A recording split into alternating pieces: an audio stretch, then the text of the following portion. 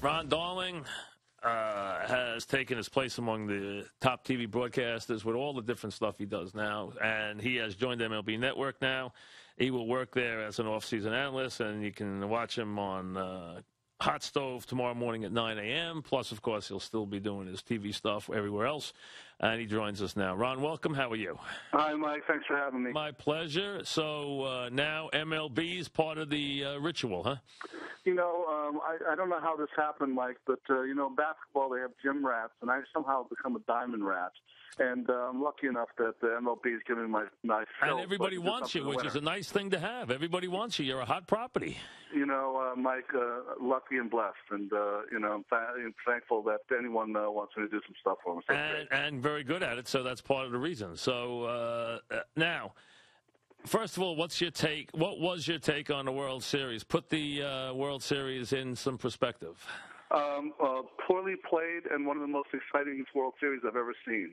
There was a lot of strange plays, a lot of strange managerial moves, a lot of moves that should have been made that weren't made. But still, the end result was that they were never separated by more than a couple of runs. So two, I think, amazing franchises, the history of their franchises, going up head-to-head. And I think it was just interesting to see that, the Cardinals are more of the caretakers of the game against the guys with the beards, and it was kind of a strange kind of deal. But it was fun to watch. To have a game end on a play like that at third base with Middlebrooks involved and Craig, I thought I'd never see something like that. Would you change the rule after all these years? Now, the rule was called correctly, but Torrey made an interesting point. He said, what do we want? Do we want the fielder to evaporate, where we have to let the fielder land somewhere?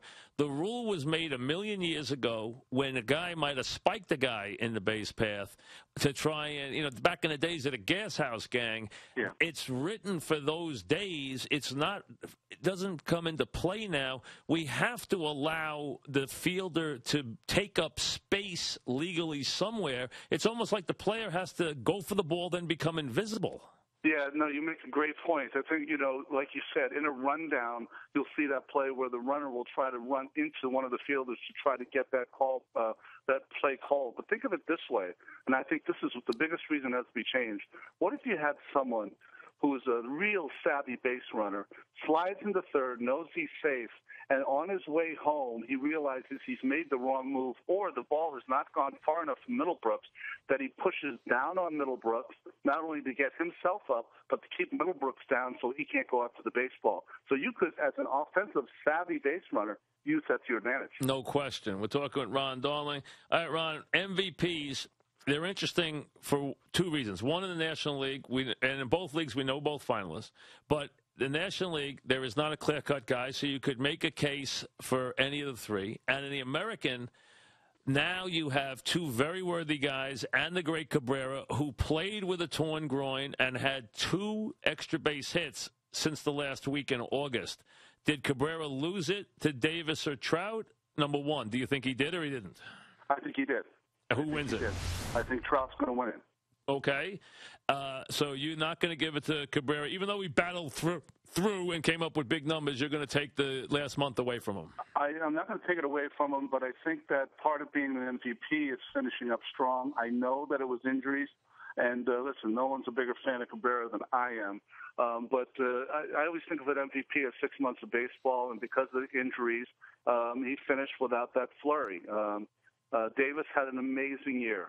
It's hard maybe not to give it to him, but Trout, to me, has become the player that could vie for this award like Alex Rodriguez did for years and years to come. I mean, Trout's going to be that guy that every year you're going to be in the top 3, top 5. All right. National League, you have Goldschmidt's got the stats. The other two were on pennant or top teams, playoff teams, Pittsburgh, McClendon, and obviously, McCutchen and Molina. You give it to McCutchen, you give it to Molina, you give it to Goldschmidt. Who do you give it to?